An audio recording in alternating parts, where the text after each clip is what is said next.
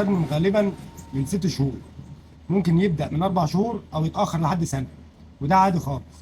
الاعراض اللي ممكن تلاحظيها: اولا انه مش بيعرف ينام كويس، وبيرفض الاكل ويرفض الرضاعه، هتلاقيه طول الوقت بيعض في ايده او في اي حاجه جنبه، ومن كتر الرياله ساعات بيطلع له طفح خفيف حوالين بقه.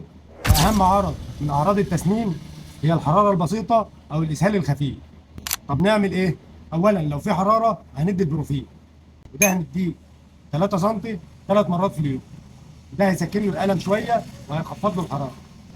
كمان ممكن نديله الكالسيوم زي البيديكال، وطبعا احنا بنديله من اول ما اتولد فيتامين د. وخلي بالك مفيش داعي لاستخدام المضاد الحيوي في فتره التسنين، يعني من الاخر ملوش لازمه. النصائح اللي ممكن اديها لك في الحاله دي انك تمسحي لثه البيبي بقطن او بشاش مبلول. كمان ممكن نديله عضاده نظيفه او فوطه مبلوله بميه بارده.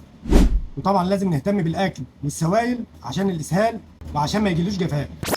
لو الحراره عاليه قوي او الاسهال شديد لازم تروحوا للدكتور.